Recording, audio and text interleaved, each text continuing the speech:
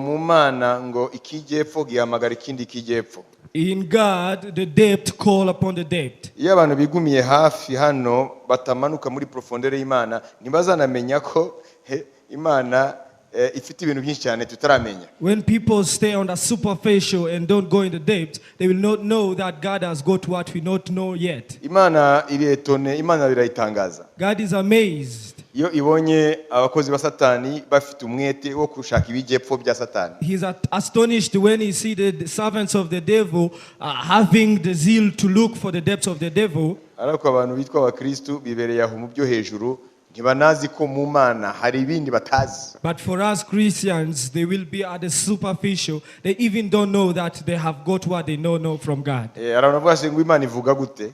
There are those who ask themselves how God speaks. Uzamenya gute ikwivuga udashaka ibijyepfo byayo? How would you know how he speaks if you not look for his depths? Imana ikora ite? How does God work? Uzamenya uko ikora gute udashaka ibijyepfo byayo? How will you know how if you're not looking for his depths? Menye ikintu kimwe muri uyu mwanya. You should know this one thing in this time. Wewe uri hejuru. You are at the superficial. Tu es en surface ici. You are at the superficial. Alors, il y a des échelles qui marchent dans les profondeurs de Dieu. Hari inzego zimanuka mu bijyepfo by'Imana. Dis ceci. Vuga gutya. En Dieu, la profondeur appelle la profondeur. Mu Mana ikijyepfo gihamagara ikijyepfo. Ok. Vous voyez, ça c'est la première profondeur.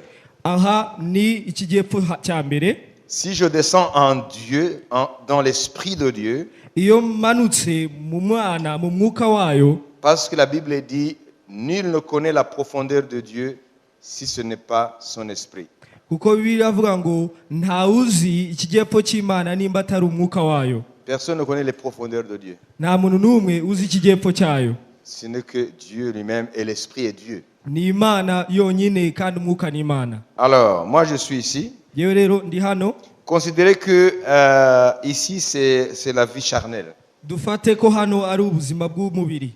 La vie charnelle. Ubuzima bw'umubiri. Je mange, je bois, je dors, je fais ceci. Ndarya, ndanywa, Je pense. ndatekereza. Je construis mon intellect nkubaka ubwenge bwanjye en étudiant beaucoup de choses.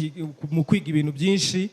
J'essaie de construire ma vie nkagerageza kubaka ubuzima bwanjye comme je peux. nk'uko nshoboye. Là, c'est ici.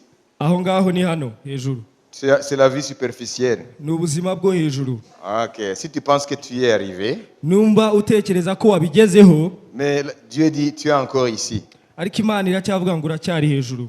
Je voulais une femme, je l'ai. Je voulais un mari, je l'ai. Nashakaga umugore, nashakaga umugabo, none ndabifite. Je voulais un bon véhicule, je l'ai. Nashakaga imodoka nziza, none ndayifite. Je voulais un bon job, je l'ai. Nashakaga akazi keza, none ndagafite. Je voulais voyager dans le monde entier, je le fais. Najya kugenda mu isi yose, none narabikoze. Je voulais voyager continent après continent, je le fais. Nashakaga kugenda umugabane ku wundi, none narabikoze. Je voulais avoir un compte en banque bien garni, je l'ai. Nashakaga kubona konti yuzuye, none ubu ndayifite. Ça, je l'ai. Ibyo n'ibindi ndabifite. Tu es en train de circuler ici. Uri kugendera hejuru. Tu ne descends pas. Ntabwo umanuka. Tu es là. Uri hejuru. Et la Bible dit, tu es comme quelqu'un qui court après le vent. Bibiliya iravuga ngo umeze nk'ubiruka inyuma y'umuyaga. Et personne n'a saisi le vent. Kandi nta muntu wigeze ufata umuyaga. C'est pour cela que quand la mort va frapper, niyo mpamvu urupfu niruza, tu trouves que tu vas aller là où tu vas aller empty. kandi uzabona ko uzajya aho ugiye nta kintu na kimwe ufite. Parce que tu vas laisser tout ici. Kuko byose uzabisiga hano. Ça veut dire Dieu te considère ici. Kuko Imana ni ukuvuga ngo irakutekereza hejuru gusa. All your achievements are considered in front of everlasting life as nothing. Ni ukuvuga ngo ibyo wagezeho byose imbere y'ubugingo buhoraho ni ubusa. Nothing. Ni ubusa. Parce que tu laisses ici. Kuko uguma hejuru. Ta femme, tu la laisses. Umugore wawe uramusiga. Peut-être qu'elle va se remarier. Birashoboka ko azongera akanashaka. Malheureusement avec ton ennemi. Kubw'ibyago ashobora gushaka n'umwanzi wawe. C'est terrible ça. Biratangaje. Pensez une seconde. Tekereza isegonda rimwe. C'est terrible. Biratangaje. Est-ce qu'ils ont compris? Mwabyumvise? basubiremo. tekereza ngo Dans les achievements là, il y a ta femme là. muri bya bindi wateganyaga kugeraho harimo n'umugore wawe, noneho umugore wowe urapfuye Et tu l'aimais beaucoup, beaucoup, beaucoup. kandi waramukundaga cyane cyane cyane Et bihebuje, chaque fois vous regardiez dans les yeux. kandi igihe cyose wamurebaga mu maso Et elle te disait, yarakubwiraga ngo c'est mieux qu'on parte le même jour. ni byiza yuko tuzapfira rimwe, Mais s'il arrive que, ariko nibishoboka s'il arrive que, nibibaho et que tu partes avant moi, ukagenda mbere yanjye, aucun homme ne me touchera. nta mugabo n'umwe uzankoraho. Je suis à toi, je suis à toi. Ndi uwawe. 2, 3 ans, 4 ans après ta mort. Imyaka 3, 4 mbere nyuma y'uko upfuye. Parce que tout ce qui est ici doit rester. Kubera ko ibiri hejuru byose bigomba kuhaguma. Vous avez compris? Iri kubyumva? Tout ce qui est ici doit rester. Ibi byose biri hejuru bigomba kuhaguma. Tout ce qui est ici s'appelle nos possessions matérielles. Ibi biri hejuru byitwa ibyo dufite mu bifatika. Rien ne doit partir avec toi dans tout ce qui est ici. Nta na kimwe gishobora kujyana nawe muri ibi byose biri hejuru. Pourquoi ça? Kubera iki byo? Parce que kubera ko tu vas descendre les profondeurs que tu ne connaissais pas. Uzamanuka bw'intu utaruzi, Les profondeurs. ikijyepfo utaruzi. Ça veut dire quand tu meurs en dehors de Jésus, ni ukuvuga ngo iyo upfuye hanze ya Yesu, tu quittes cette surface uva aha hejuru qui s'appelle notre vie naturelle. byitwa ubuzima bwacu bwa buri munsi, Et tout ce que nous avons possédé, kandi ibyo byose twari dufite ou tout ce que nous avons cru posséder, cyangwa se ibyo twibwiraga dufite, alors tu vas partir seul dans les profondeurs de Satan. hanyuma ukamanuka mu kijyepfo cya Satani, Les profondeurs de Satan. mu bijyepfo bya Satani, Même si tu n'es pas conscient que ces profondeurs existent. nubwo utaruzi yuko bibaho. Alors, Rero bien sûr, celui qui est en Jésus, birumvikana wa undi uri muri Yesu il ne va rien emporter lui aussi, nta na kimwe azajyana mu byo hejuru, mais parce qu'il a investi dans les profondeurs de Dieu, ariko kubera ko yashoye mu bijyepfo by'Imana, alors il va trouver là ce qu'il a investi là. azabona hariya ibyo yahashoye. Alors, ta femme, alors, tu pars, tu la laisses. Rero umugore wawe uragiye uramusize, Tu ne descends pas avec elle dans les profondeurs. ntabwo uri bumanuke mu bijyepfo nawe, Parce qu'il est strictement interdit. kuko birabujijwe cyane, It's forbidden. kirazira. You cannot take anything from here. Nta na kimwe watwara kiva hejuru. Si tu n'es pas en Jésus, tu ne prends rien. Nimba utari muri Yesu nta na kimwe ufata. Alors, ta femme, elle est là.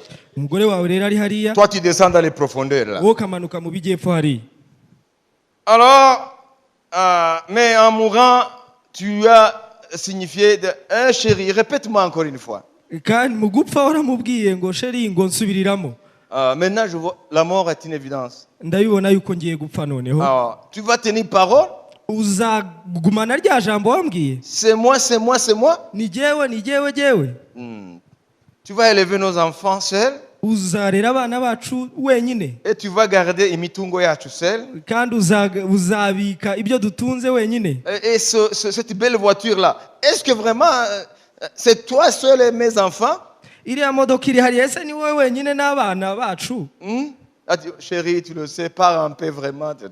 Chérie, urabizi, genda mu mahoro. 1 an, 2 ans, 3 ans, 4 ans, 5 ans. Imyaka 5 igashira. Alors, elle est encore jeune. Aracyari muto. Malheureusement, même aujourd'hui, même si elle n'est pas jeune, ça se passe comme ça. N'uyu munsi ikibabaje nuko n'abatari batoya barabikora. Puis il y a un aventurier qui arrive qui s'appelle Zéro Faute. Hakaza rero umusore witwa Zero Faute akaza kumureba. Et après, elle arrive à gagner son cœur. Nyuma akabasha kumutsindira. Et la femme commence à l'introduire à la maison. Umugore agatangira kumwerekana mu rugo. Même à faire répéter petit à petit le refrain qui dit « Alors mes enfants, toi Pierre, celui-ci, hein, tu le vois, vous voyez quand même, hein, la maison doit avoir un papa. Il faut qu'il y ait une voix masculine. » Agatangira kubwira abana, urabona rero Pierre mwana wanje, urabona urugo rugomba kugira umubyeyi, agomba kubaho umugabo. Et les enfants ne comprennent rien au début. Abana bigitangira nta kintu babumva. Et le Zéro Faute arrive. Hanyuma wa musore mwiza Il akaza. monte sur la belle voiture et surtout dans la belle voiture et sur le siège de monsieur.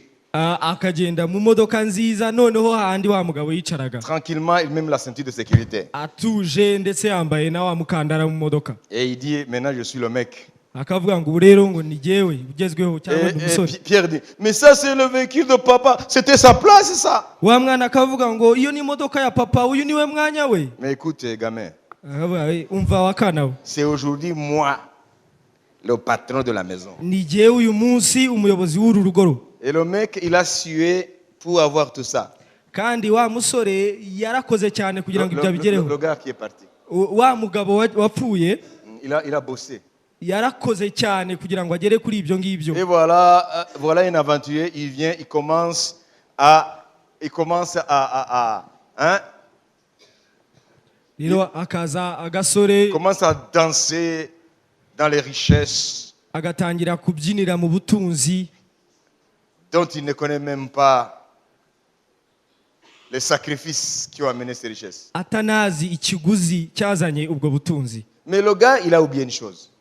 wa undi wapfuye yibagiwe ikintu rero Que ce qui est ici, on ne prend rien. yuko ibiri hejuru nta na kimwe tujyana Même les promesses qu'on se fait ici, des fois ça s'arrête. ndetse n'amasezerano tugirana hejuru tukiri hejuru kenshi arahagarara Alors, seule chose qu'on peut prendre avec soi, rero ibyo bintu dushobora kujyana nabyo ce sont des choses que nous investissons en Christ. ni ibintu dushora muri kristo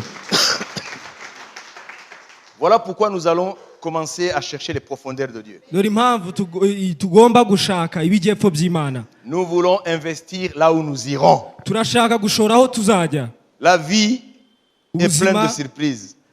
bwuzuye ibitungurana La mort ne prévient pas. urupfu ntirwago ruduteganya Ne crois pas que tu vas commencer à être malade ntutekereze ko uzabanza ngo urware et après tu vas essayer de comprendre qu'il se pourrait que la mort va venir. hanyuma ugatangira gutekereza yuko bishoboka ko urupfu rwaza Et ne frappe pas toujours de la même façon. ntabwo bizaza mu buryo bumwe La mort a beaucoup de facettes. urupfu rufite ishusho nyinshi La mort peut frapper brusquement. rushobora kuza mu buryo butunguranye La mort peut te frapper lentement, rushobora kuza buhoro buhoro mais sûrement.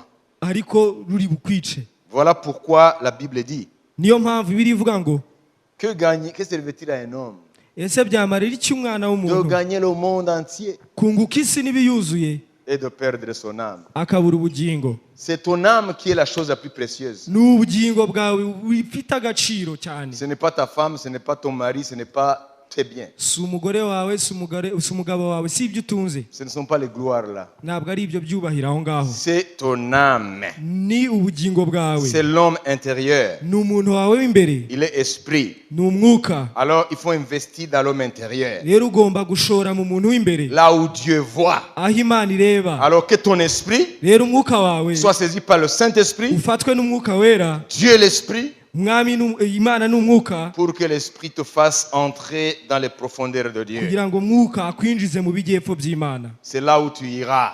aho niho uzajya C'est ta destination finale. aho niho werekeza mu nyuma C'est ta maison d'éternité. ni inzu yawe y'iteka ryose Chaque jour, le monde nous dit bye bye.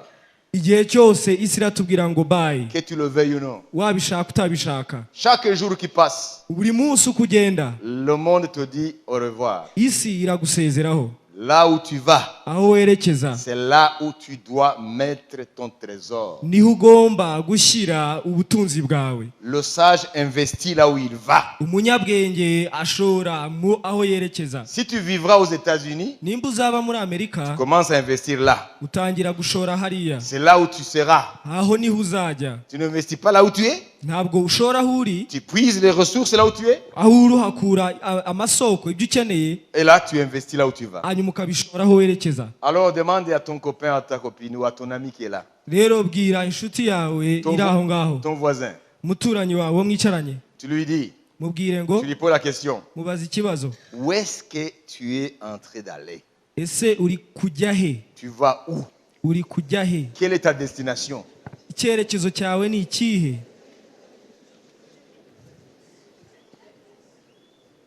Mais ne soyez pas étonnés ntimutangare rero que quelques-uns peuvent avoir cette réponse.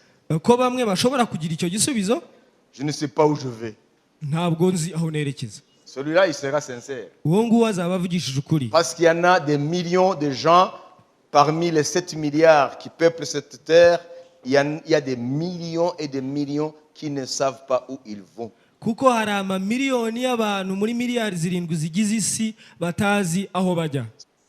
La Bible dit vrai. Kumbe Bibiliya ivuga ukuri. Celui qui nous garde, nous, Twebwe uturinda il ne sommeille point. ntabwo asinzira, Il ne ntahunikira, dort ntahunikira. Ntabwo umwanzi azamunyura mu ryahumye. The devil won't come from anywhere. Maudit soit celui qui se confie dans la chair. Havumwe wiringira umubiri. Vous voyez, il est mort et son garde du corps est mort aussi. Reba yapfuye n'umurinzi we yapfuye. J'ai vu les cadavres à la télévision. Nabonye imirambo kuri televiziyo. Ils ont couvert un petit tissu là. Bari babatwikiriye. D'ailleurs, le garde du corps, personne n'a eu le temps de le mettre dans une position confortable. Il était comme ça. Kwanza na wa murinzi nta muntu wamutunganyije. Yarahinahinnye.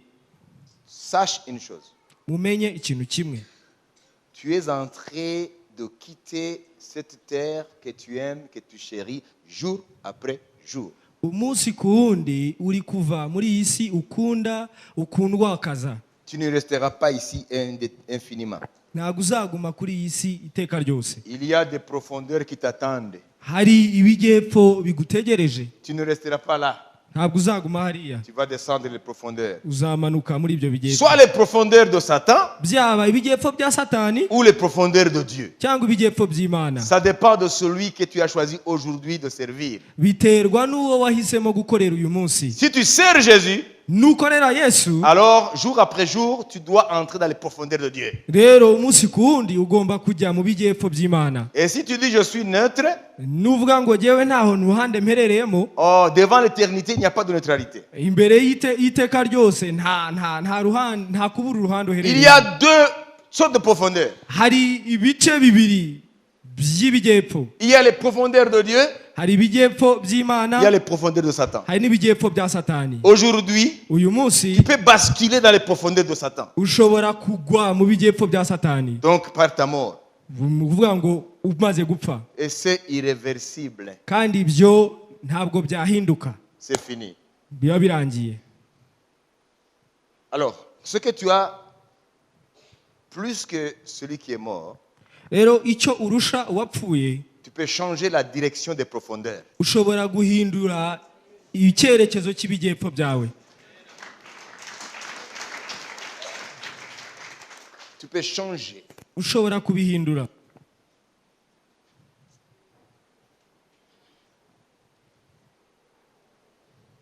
Est-ce que vous comprenez? Murabyumva? C'est terrible la mort. Biratangaje urupfu. Les gens pensent très peu à la mort. Abantu batekereza gake cyane ku rupfu. Waswahili wanasema Abaswahili baravuga wakati ndege ilifika wakati wa kufa, igihe inyoni igeze igihe cyo gupfa haikujua kuruka. ntabwo imenya kuguruka. Wakati wao ukifika hautaruka, Igihe cyawe nikigera ntabwo uzaguruka. na pesa zako hazitakupa uwezo wa kuruka, N'amafaranga yawe ntabwo azaguha ubushobozi bwo kuguruka. na akili zako hazitakupa kuruka. N'ubwenge bwawe ntabwo buzaguha uburyo bwo kuguruka. Sema kama ndege wakati wa kufa haikujua kuruka, Vuga ngo igihe inyoni igiye gupfa ntabwo iguruka.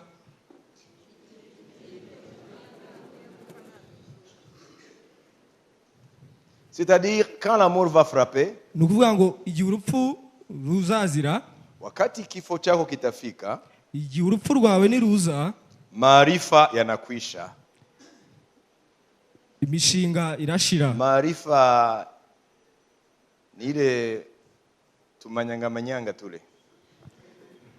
Za gahunda zawe zihishe.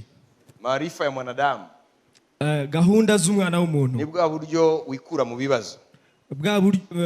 The way you put yourself from your problems. Maarifa yanakwisha. Ubwo buryo bwo kwikura mu bibazo birashira.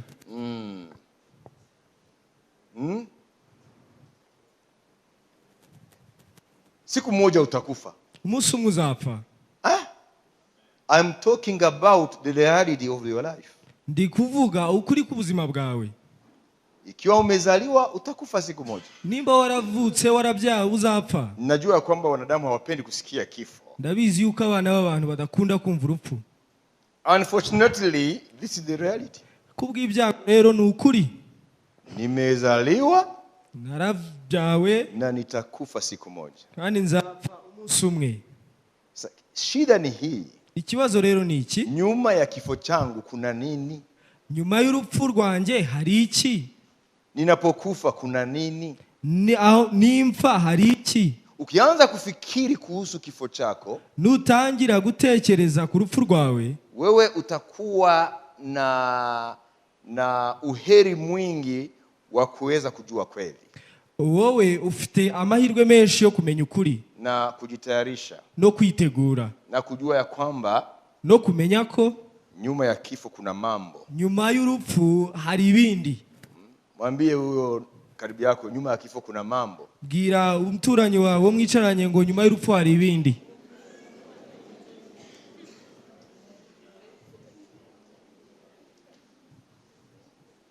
Ikinyarwanda ngo hari ibindi, lakini Kiswahili nasema kuna mambo. Mambo ntabwo ari ibindi. There are issues behind. Kuna mambo. Ari ibintu. C'est un voyage. N'urugendo. No retour. Rutagaruka inyuma. Les puissants meurent. Abakomeye barapfa. Les riches meurent. Abakire barapfa. Les femmes meurent. Abagore barapfa. Les hommes meurent. Abagabo barapfa. Wenye maarifa mengi wanakufa. Abafite ubwenge bwinshi barapfa. Le pauvre meurt. Umukene arapfa. Tout le monde. Bose barapfa. Ça c'est le dénominateur commun de tout le monde. Cyo nicyo twese duhuriyeho. La mort. Urupfu. Tout le monde meurt. Buri muntu arapfa. C'est un sujet très important. Ni ingingo ikomeye cyane. C'est un sujet qui mérite 1001 réflexions. Ni ingingo ikeneye ukubitekerezaho cyane. Surtout vous les jeunes.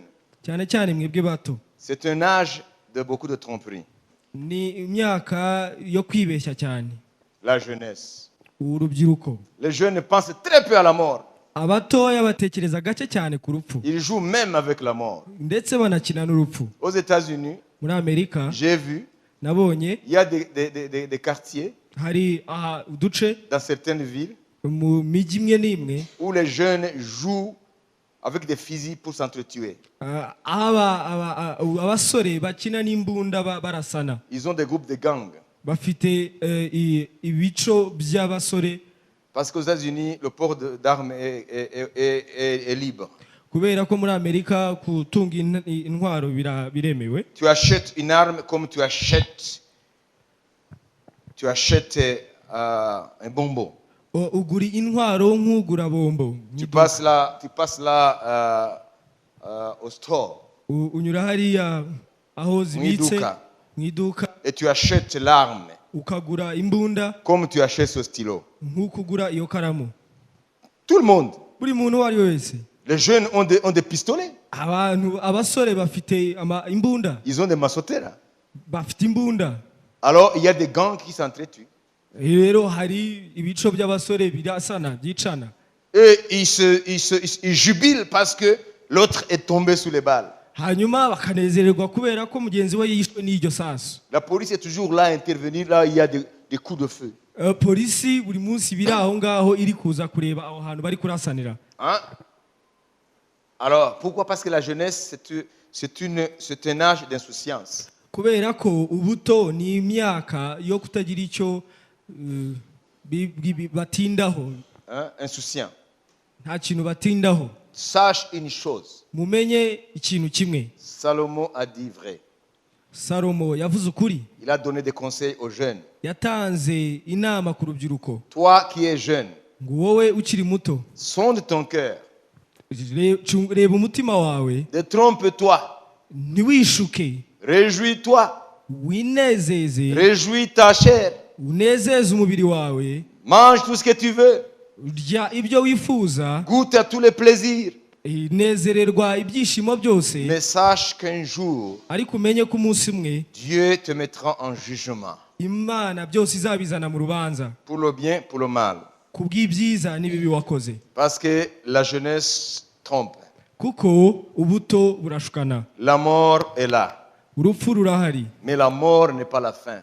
Ariko urupfu si ryo herezo. La mort n'est pas la fin. Urupfu si ryo herezo. La mort, c'est le commencement de l'infini. Urupfu ni itangiriro ry'iteka ryose. En ma fin Mu iherezo ryanjye se cache mon commencement. harimo itangiriro ryanjye. Nous devons vivre avec ça. Tugomba kubana n'ibyo ngibyo. Que ma mort Ko urupfu rwanjye soit la porte pour mon commencement ari irembo ry'itangiriro ryanjye et n'est pas la fin. kandi atari iherezo. Il faut préparer ton commencement dans ta fin. Ugomba gutangira guteganya itangiriro ryawe mu iherezo ryawe.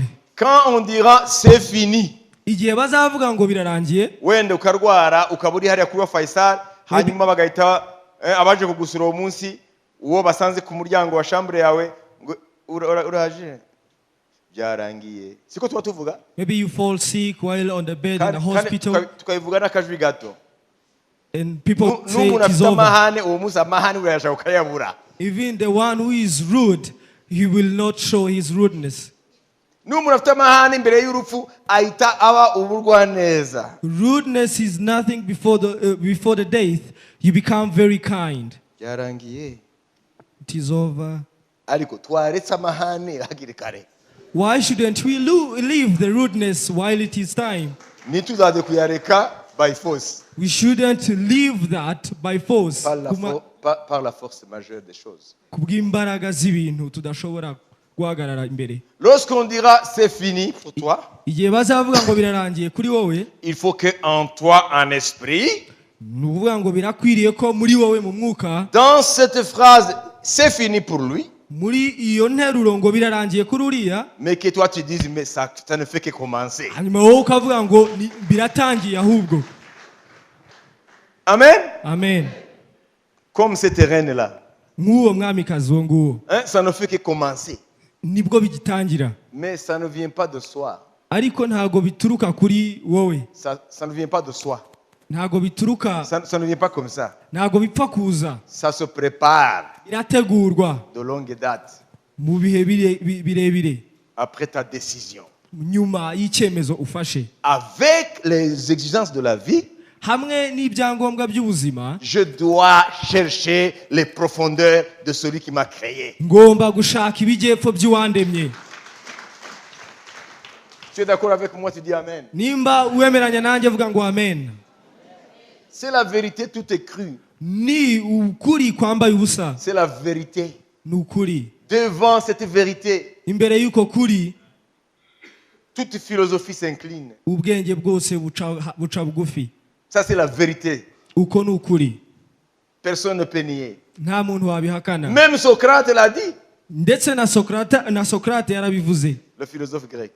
Ni umunyabwenge w'umugereki. Il a dit, tout homme est mortel. Yaravuze ngo umuntu wese arapfa. Or, Socrate, moi, je suis un homme. Kandi jyewe Socrate ndi umuntu. Donc, je suis mortel. Ni ukuvuga ngo nshobora gupfa. Il a fait ça. Ibyo byarabaye. Dans l'étude philosophique. Mu bwenge bwa filozofi. Amen. Qu'on appelle les prémices. Vuga ibibanziriza. Nous sommes mortels. Turapfa. C'est dans le cours de la logique formelle. Ni mu isomo ry'ubwenge buraho. C'est l'une des branches de l'université. Ni ishami rya kaminuza runaka. Tu dis toi aussi? Nawe ukavuga? Moi, X, tout homme est mortel. Ngo buri muntu wese ashobora gupfa. Moi, X, je suis un homme. Nanjye kanaka ndi umuntu. Donc, je suis mortel. Ni ukuvuga ngo nshobora gupfa. Un jour, je mourrai. Umunsi umwe nzapfa. Je vais quitter mes amis et mes ennemis. Nzasiga abanzi n'inshuti zanjye. Oh, je suis mortel. Yewe nshobora gupfa.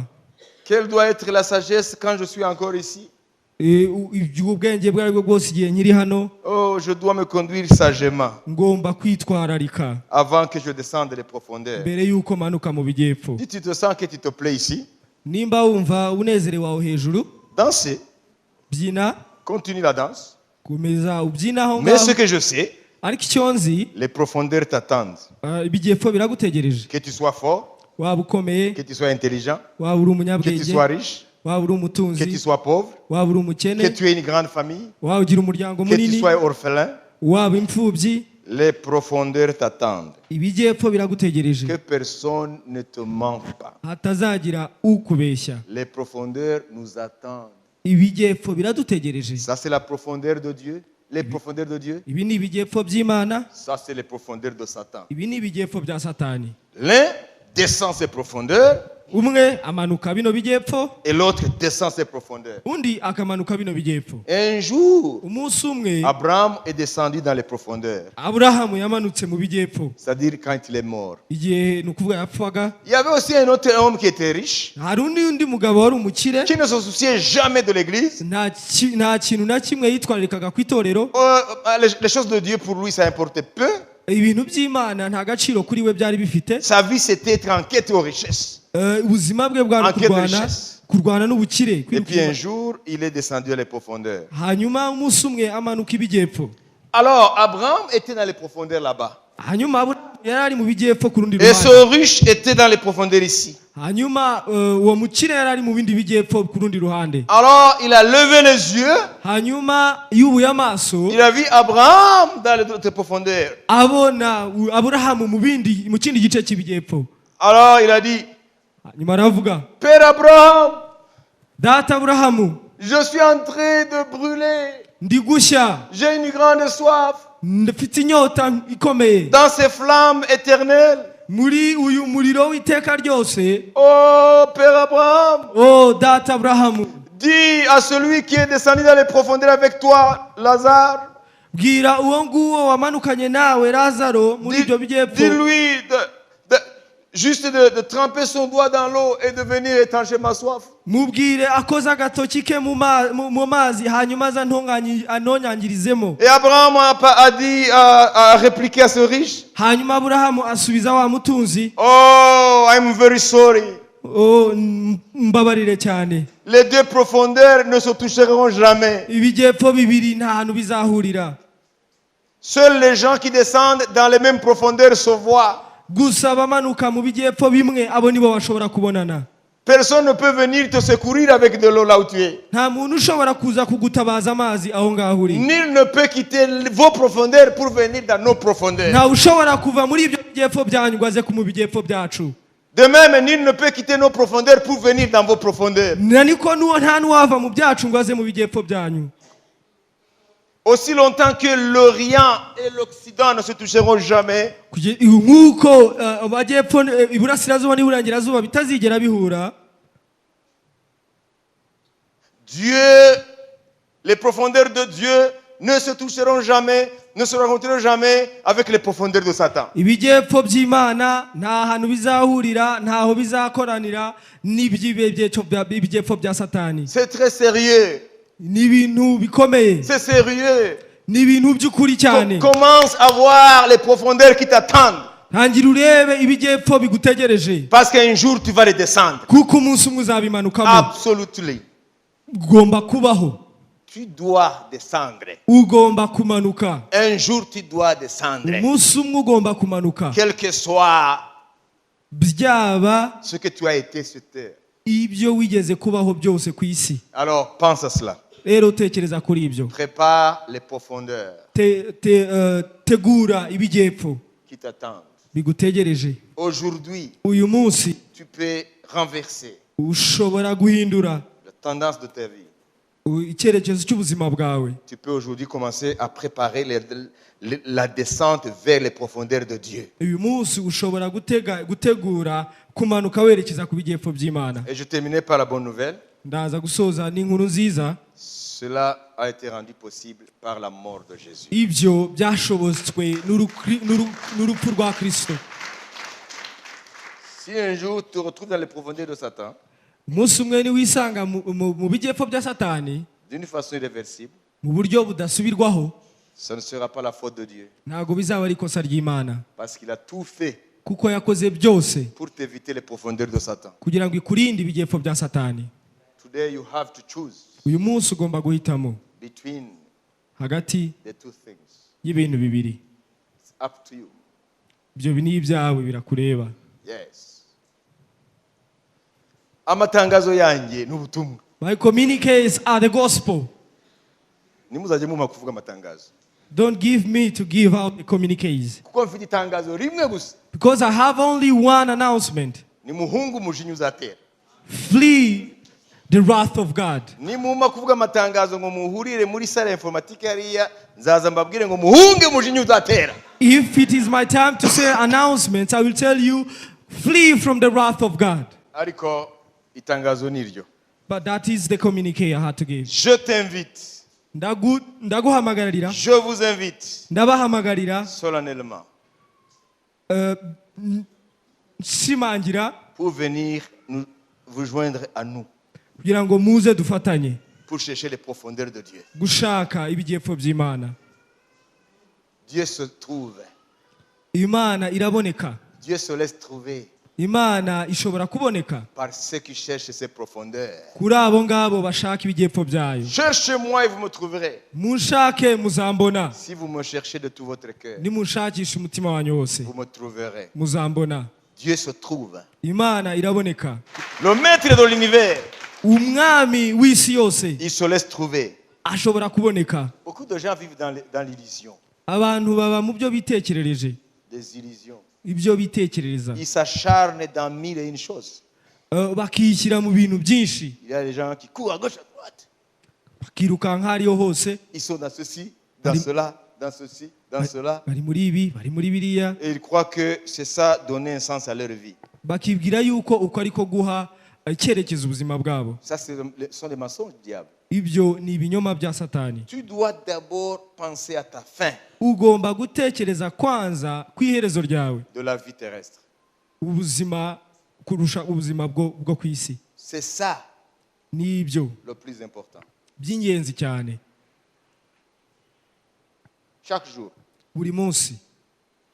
Ça ne t'enlève pas la joie de vivre, Ntago bikukuraho kunezerwa kubaho, mais ça te donne les vrais délices, la vraie joie ariko biguha umunezero nyawo que l'on trouve en Dieu, tubona mu Mana, dans la relation avec Dieu. mu busabane n'Imana. C'est là se trouve la joie, Aho niho dusanga umunezero, une joie indicible umunezero utanyeganyega. dont tu ne regretteras jamais. Ni ukuvuga ngo ntabwo uzigera wicuza. Que celui qui est riche ne se glorifie pas de sa richesse. Umutunzi atishima ubutunzi bwe, Que celui qui est intelligent ne se glorifie pas de sa intelligence. umunyabwenge atirata ubwenge bwe, Que celui qui est fort ne se glorifie pas de sa force. umunyembaraga atirata imbaraga ze. Mais que celui qui se glorifie Ariko uwirata se glorifie yirate parce qu'il a eu l'intelligence de me connaître, kubwo afite kumenya kujewe moi l'Éternel. jewe Uwiteka. C'est ça l'intelligence. Nubwo nibwo bwenge, C'est ça l'intelligence. ubwo niko kumenya, C'est ça l'intelligence. uko niko kumenya. Que le riche ne se glorifie pas de sa richesse. Umutunzi atirata ubutunzi bwe, Que le fort ne se glorifie pas de sa force. umunyembaraga atirata imbaraga ze, Que l'intelligent ne se glorifie pas de sa intelligence. umunyabwenge atirata ubwenge Que bwe, celui qui se glorifie ahubwo wirata se glorifie yirate dans ceci,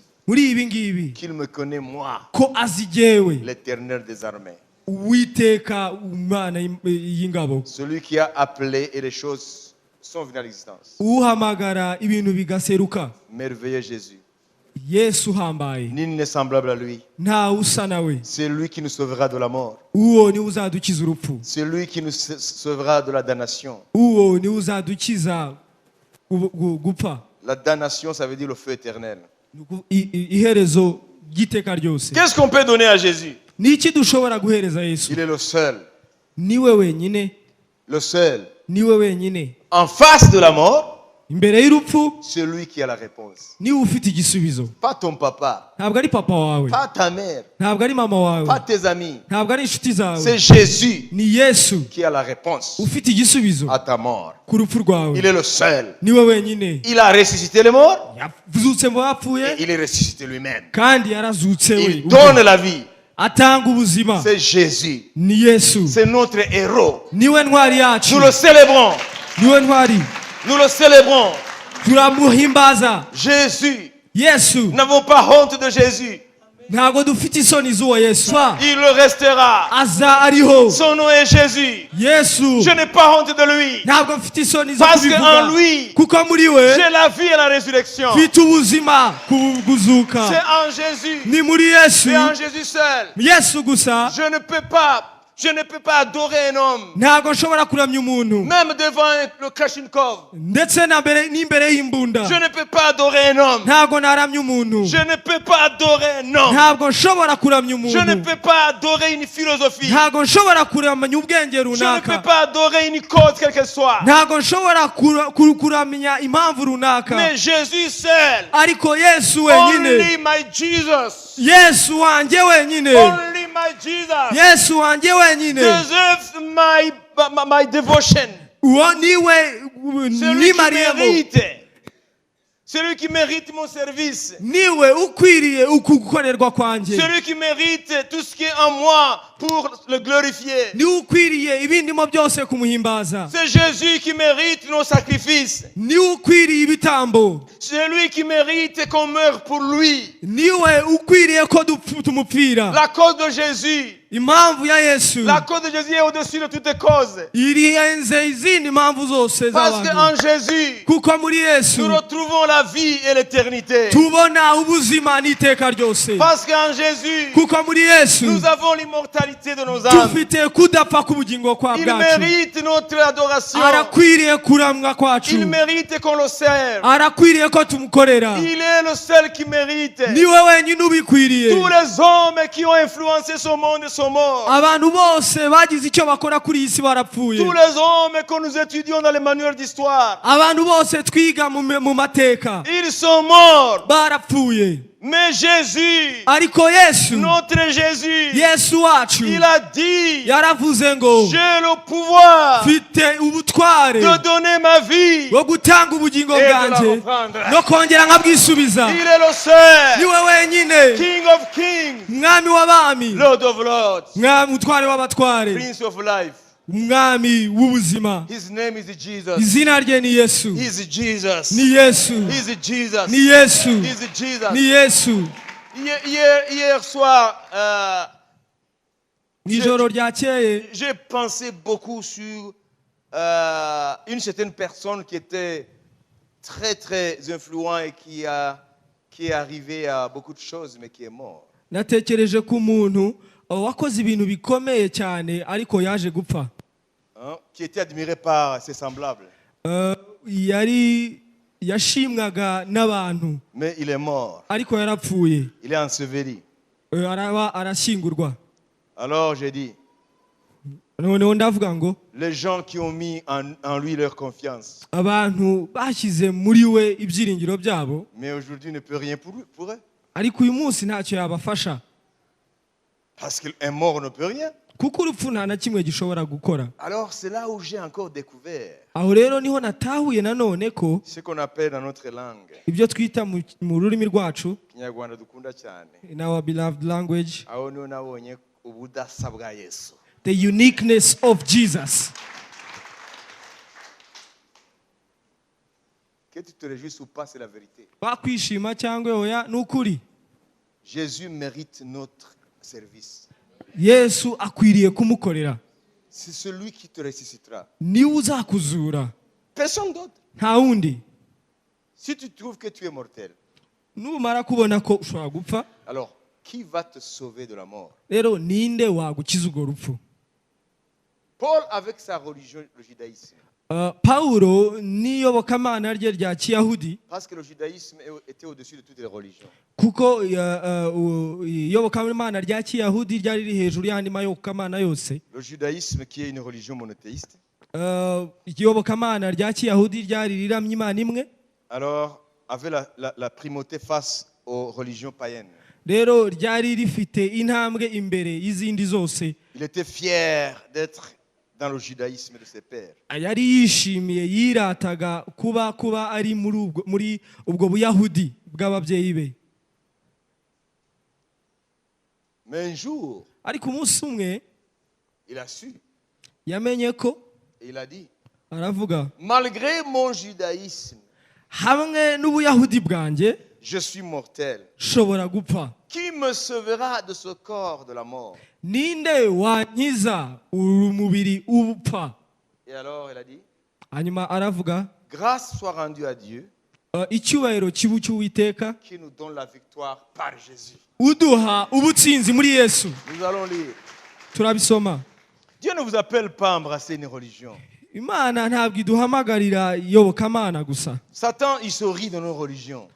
Satani asetswa n'iyobokamana ryacu. Quand Satan te voit entrer dans l'église, sortir, et ta vie, tu n'es pas bouillant pour Jésus, il n'y a pas de feu en toi, Satan, il se rit de toi. Iyo Satani akubona winjira usohoka mu rusengero akabona nta muriro muri wowe, Satani araguseka. Satan, il se rit, il dit, mais celui-là, il ne sait pas en quoi il est engagé. Araseka akavuga ngo uyu nguyu ntazi ibyarimo. Parce que Kubera ko la bonne nouvelle de Jésus, ku inkuru nziza ya Yesu Kristo qui nous sauve de la mort éternelle, udukiza urupfu rw'iteka, c'est une nouvelle qui contient en elle-même le feu. ni inkuru muri yo ubwayo ifite umuriro.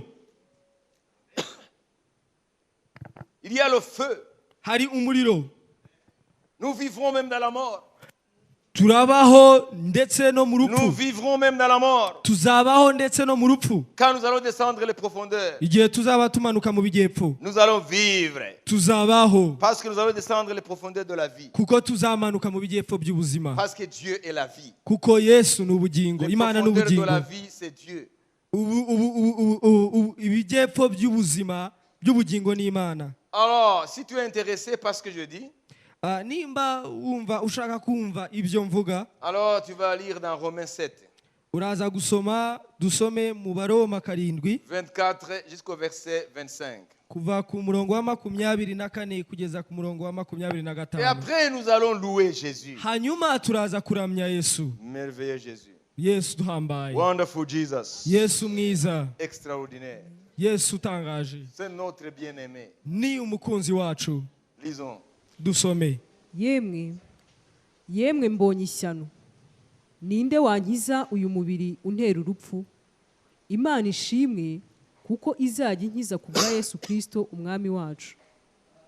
Nuko njyewe mu mutima wanjye ndi imbata y'amategeko y'Imana, ariko muri kamere ndi imbata y'amategeko y'ibyaha. Amen. Misérable que je suis, qui me délivrera du corps de cette mort? O wretched man that I am, Yemwe- who will deliver me from this body of death? Tu lis? Yemwe mbonye ishyano, ninde wankiza uyu mubiri untera urupfu? Mais avant de continuer, je veux que chacun regarde son corps et qu'il dise, Mbere yuko nkomeza ndashaka ko buri umwe areba umubiri we hanyuma akawubwira, je vis dans un corps mortel. mba mu mubiri upfa. Regarde ton corps. Reba umubiri wawe. Ce n'est pas le mien seulement qui est mortel. Ntabwo ari uwanjye gusa ubasha gupfa, n'uwawe Toi wapfa. aussi. Nawe. C'est un fait. Ni igihamya. Mon corps est mortel. Umubiri wanjye uzapfa. Ton corps est mortel. Umubiri wawe uzapfa. Le corps de tous les sages est mortel. Umubiri w'abanyabwenge bose uzapfa. Alors Paul, il reconnaît ça. Misérable que je suis, qui me délivrera du corps de cette mort? Paulo arabimenya, aravuga ngo jyewe ugowe ninde wankiza uyu mubiri upfa. Le verset 25, ce n'est pas 24 plutôt, ce n'est pas un cri de gloire, un cri de triomphe, un cri de joie. Umurongo wa 24 ntabwo ari ijwi ry'ubutsinzi cyangwa ry'icyubahiro cyangwa ry'umunezero. Kuko itangirana ngo mbonye ishyano. It starts with oh wretched I am. Ça veut dire que dans les tripes de l'apôtre, hein, Ni ukuvuga ngo mu ijwi ry'intumwa, dans les tripes, dans les... mu bwina bw'intumwa, C'est un cri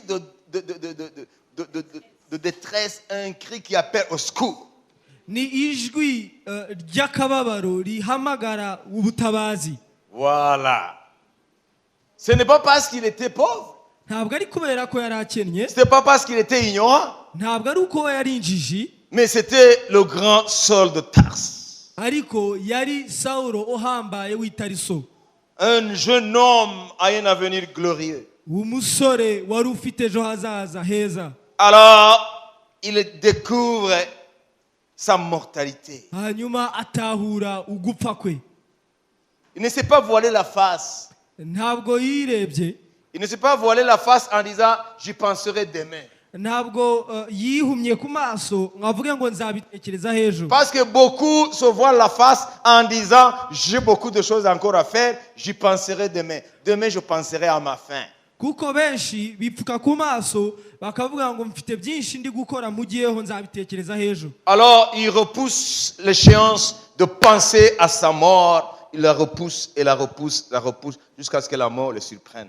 Rero bakegezayo gutekereza ku rupfu, bakabyegezayo kugeza igihe urupfu rubatunguriye. Mais je veux vous dire une chose. Ariko nashaka kubabwira ikintu kimwe. Saul de Tarse, Sawulo w'i Taruso il n'a pas repoussé l'échéance de philosopher sur sa mort. ntabwo yegejeyo gutekereza ku rupfu rwe ashingiye ku bwenge bwe. Il a vu l'urgence. Yarebye icyihutirwa. Il a vu l'urgence de penser à ce phénomène. Yabonye icyihutirwa cyo gutekereza kuri ibyo bintu. La mort, c'est un phénomène auquel tu dois consacrer ton temps. Urupfu ni ikintu ugomba gufatira umwanya wawe. Et quand on vit avec la perspective de sa mort, certaine, tubaho dutekereza ku rupfu cyangwa ku iherezo ryacu, on ne vit pas replié. ntabwo tubaho twizigama. On ne vit pas replié en disant je suis malheureux. Hein?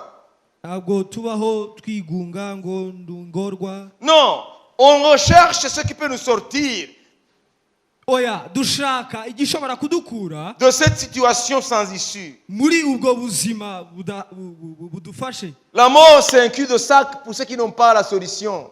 Urupfu ni Vous voyez un sac.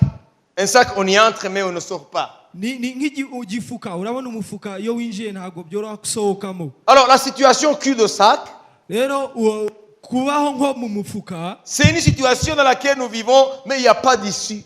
ni ubuzima tubamo ariko nta kiri hanze y'ibyo Il turimo. n'y a pas de solution. Nta nzira y'igisubizo. Il n'y a pas d'issue de secours. Nta buryo bwo gutabarwa. Paul, alors, il a regardé sa mort en face. Pawulo rero areba ayitumbera urupfu rwe. Et il a dit, mais je suis malheureux. Aravuga ngo ndi ingorwa. Qui me sauvera de ce corps de la mort? Ninde wankiza uyu mubiri upfa? Il a commencé à demander d'où viendra le secours. Yatangiye kusaba aha hava ubutabazi. Alors, celui qui cherche trouve.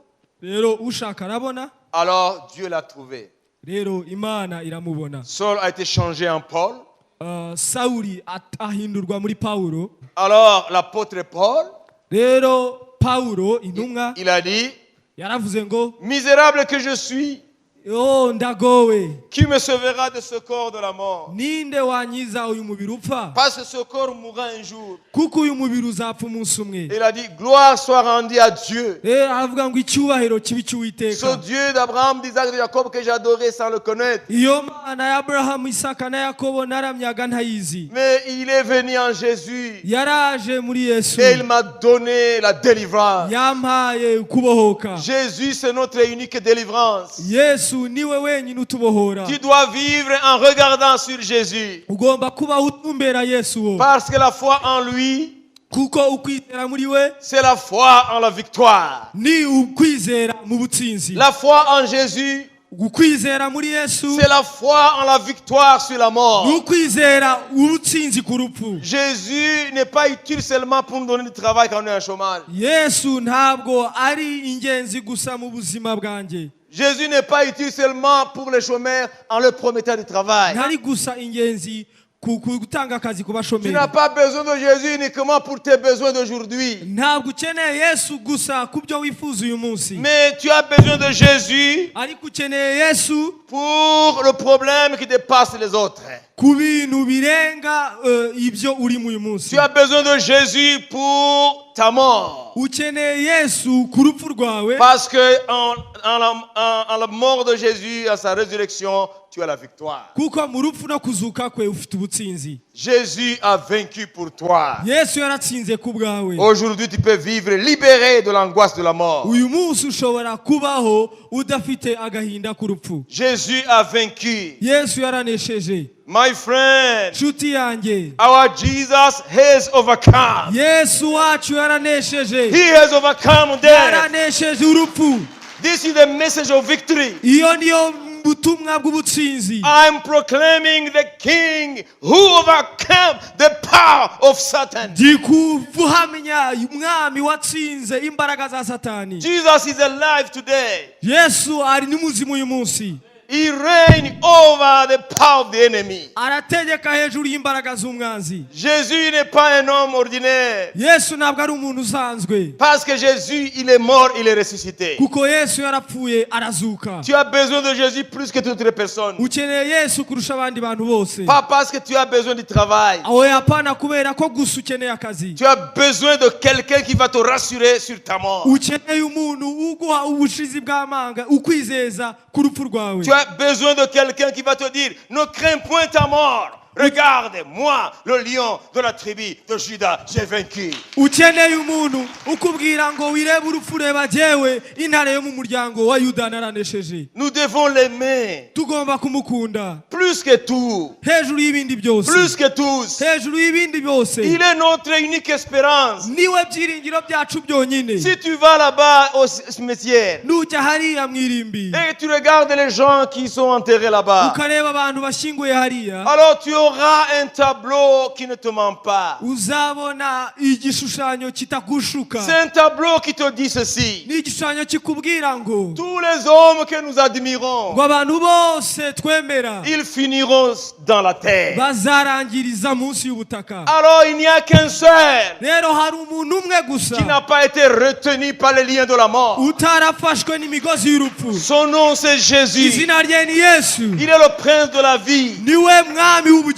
Il a vaincu pour moi, pour toi. yaranesheje ku bwanjye no ku bwawe. Jésus, tous les hommes de tous les temps, de toutes les cultures, de toutes les nations, ils ont besoin de Jésus. Yesu abantu bose b'ibihe byose b'amoko yose n'imico yose bakeneye Yesu uwo nguwo. Ne sois pas dupe. ntiwishuke. Ne sois pas ignorant. ntube utamenya. Regarde uniquement Jésus. reba gusa Yesu. Jour après jour, umunsi kundi. day by day. umunsi kundi. Fixe tes regards sur Jésus. reba indoro yawe itumbereze Yesu. Dans la maladie, regarde à Jésus. mu burwayi reba Yesu. Dans la richesse, regarde à Jésus. mu butunzi reba Yesu. Il est l'unique personne ni umuntu qui wenyine te promet ukwizeza d'aller avec toi même dans la yo mort. kugendana nawe ndetse no mu rupfu. Les autres iront t'enterrer là.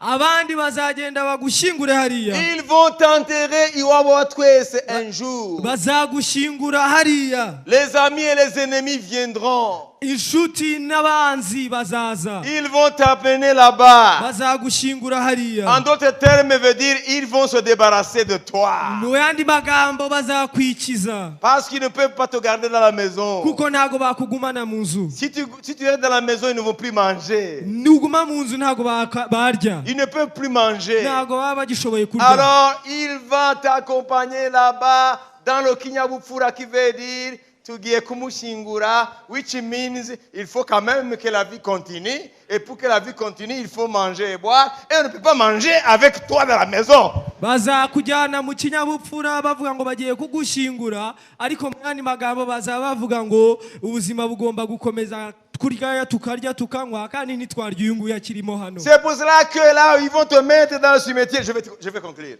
ngiye gusoza. niyo mpamvu nibagushyira hariya mu irimbi, Là, on va te mettre dans la tombe. aho bazagushyira mu mva yawe, Alors, ils vont écrire ces mots gentils. bazandika ya magambo meza. Ils vont écrire deux phrases. bazandika interuro ebyiri. Notre cher X. inshuti yacu kanaka, Notre cher X inshuti yacu kanaka, repose en paix. uruhuke mu mahoro. Ce qui veut dire, bisobanuye ngo ne reviens plus nous tourmenter. ntuzagaruke kudutesha umutwe. Et la deuxième phrase, interuro ya kabiri ils vont écrire bazandika ngo Que la terre te soit légère. isi ikorohere. Ce qui veut dire Bisobanuye ngo que tu trouves vraiment un lieu où tu vas dire, même si moi j'étais ici, quand même, ici aussi je peux rester tranquille ici. uvuga ngo uzavuga ngo ni ahantu uzavuga ngo nubwo banjugunye hano ngo ariko nshobora kuhaturiza. Parce que tu ne peux rien faire d'autre. Kuko nta na kindi wakora. Que la terre te soit légère. Rero ubutaka bukorohere. Ne reviens plus nous tourmenter. Ntuzagaruke kudutesha umutwe. Paix à ton âme.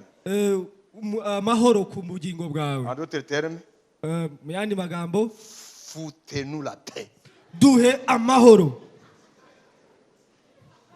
Voilà pourquoi, Niyo mpamvu quand un revenant revient à la maison, iyo umuzimu agarutse il code nitwa gushinguye wowe kanaka you go, we've buried you, go. Et pourtant il t'avait dit uwo twabuze tukimukunda. Kandi nyamara baravugaga ngo the one we lost while loving him. Nous les hommes, nous sommes des hypocrites by nature. Abantu turi indyarya muri kamere. Niyo mpamvu iyo bavuze ngo ndagukunda cyane uzajye uniwansa. Fais une nuance là. That's why if someone tells you he loves you, think of it. Uzajye uvuga ati yego niko twabaye ndabyakiriye ariko no gutandyarya ntabwo uzi ibyo uvuga. That's why we say that's how we are. Though you are not cheating me, but you don't know what you're saying. Quelqu'un qui est différent des autres. Umuntu utandukanye n'abandi. C'est Jésus. Ni Yesu. Jésus. Yesu. Il te dit, arakubwira, je ne t'aime pas seulement parce que tu ne pues pas aujourd'hui. Ntabwo ngukunda kuko utaranuka.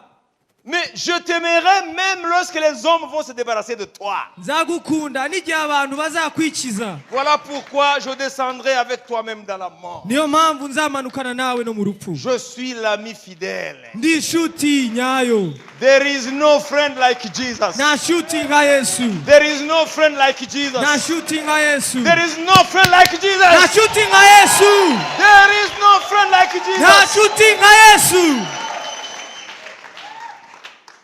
C'est lui l'ami fidèle. Niwe nshuti nyayo. Il t'aime lorsque tu n'as pas encore commencé à puer. Aragukunda igihe utaratangira kunuka. Il t'aime lorsque tu n'as pas encore commencé à sentir. Igihe utaratangira kugira indi mpumuro. Il t'aime. Aragukunda. Et lorsque tu vas commencer à sentir, igihe watangiye guhindura impumuro, ce qui va faire que les hommes se débarrassent de toi, ibizatuma abantu bakwikiza, lui, il va être avec toi lorsque les autres vont t'abandonner. we azagumana nawe igihe abandi bazagusiga. Il est là. Arahari. Il a conclu un pacte avec l'Esprit Saint. Yagiranye igihango n'umwuka wera. Il a conclu un pacte. Yagiranye igihango. Et il a dit au Saint-Esprit, yabwiye mwuka, celui-là, ngo uwo, mon ami, inshuti yanjye, pour qui j'ai donné ma vie, uwo natangiye ubugingo, je l'ai gravé dans mes mains. namushyizeho imanzi mu kiganza. Celui-là, uwo nguwo, lorsque les hommes vont l'abandonner au cimetière, igihe abantu bazamusiga ku irimbi, lorsque ces hommes vont l'abandonner, igihe aba bantu bazamusiga, uwo batakaje bakimukunda. the one who they lost still being their beloved, Le pacte qui a été conclu, isezerano ryemejwe, Saint-Esprit, mwuka wera, lorsque les hommes vont l'abandonner au cimetière, igihe abantu bazamusiga ku irimbi, toi, tu resteras là. wowe uzasigare hariya, Tu ne l'abandonneras jamais. ntuzamusige. Et lorsque je reviendrai, rero igihe nzagaruka, tu me le représenteras vivant, uzamuma ari muzima, ari muzima, en esprit, mu mwuka, dans son corps, mu mubiri, dans son âme. mu bugingo. L'Esprit Saint garde les tombes des saints. Mwuka wera arinda imva z'abera. Lorsque mon corps sera enterré, igihe umubiri wanjye uzarishingurwa, l'Esprit Saint sera là umwuka wera azaba ahari jusqu'à la dernière trompette. kugeza ku ntanga ya nyuma. Il sera là. Azaba ahari. Jésus est là. Yesu arahari. Commençons à nous familiariser avec sa personne. Dutangire twimenyereze kubaho kwe. Commençons à nous familiariser avec son amour. Dutangire kwimenyereza urukundo rwe. Entre en relation avec Jésus. Twinjire mu busabane n'uwo Il Yesu. est ton unique ami. Ni inshuti yawe wenyine. Le monde te trompe. Isi irakubeshya. Jésus seul yesu wenyine mérite akwiriye ton amour. urukundo rwawe. Seul. Pense à ce message. Tekereza kuri ubwo butumwa, Qu'il t'accompagne. ninde uguherekeza. Pense à ce message, que ce message t'accompagne tous les jours jusqu'à la dernière heure. Ubu butumwa buzaguherekeze iminsi yose kugeza ku isaha ya nyuma.